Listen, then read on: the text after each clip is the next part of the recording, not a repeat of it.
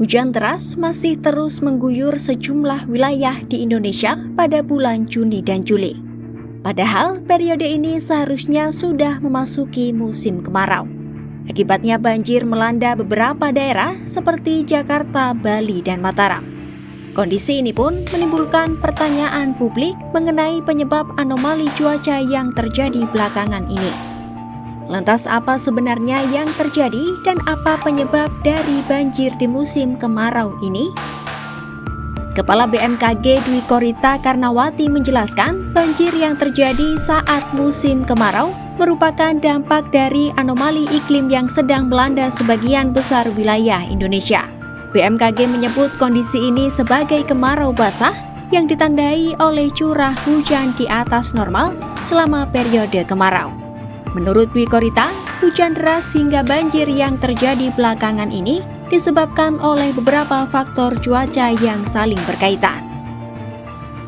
Pertama, lemahnya monsun Australia dan hangatnya suhu muka laut.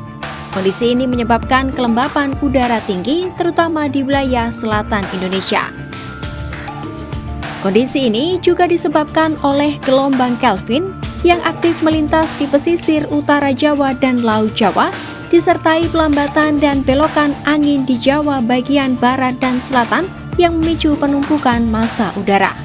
Tak hanya itu, labilitas atmosfer lokal juga terpantau kuat dan mempercepat pertumbuhan awan-awan hujan di wilayah tersebut. Peneliti iklim BMKG Siswanto mengatakan ada pemicu lain yang menyebabkan gejolak cuaca saat ini, yakni Quasi-Biennial Oscillation atau QBO. Fenomena QBO merupakan pola angin yang berubah arah setiap 2 tahunan, lebih tepatnya 22 hingga 30 bulan. Angin ini berembus dari timur dan barat secara bergantian dan terjadi di stratosfer bagian bawah sekitar 16 hingga 30 km di atas garis khatulistiwa. Meski berlangsung jauh di atas permukaan bumi, QBO memiliki pengaruh nyata pada iklim dan cuaca di wilayah tropis termasuk Indonesia.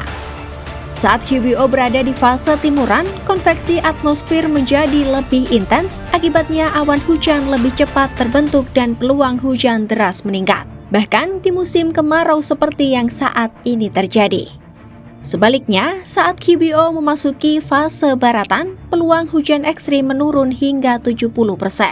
Siswanto menyebut di fase QBO timuran, aktivitas MJO atau Madden-Julian Oscillation juga cenderung meningkat sehingga meningkatkan peluang hujan bahkan pada musim kemarau. Kombinasi keduanya membuat atmosfer menjadi sangat labil. Hujan lebat pun bisa turun tiba-tiba dan berlangsung selama beberapa hari meski tengah berada di puncak kemarau.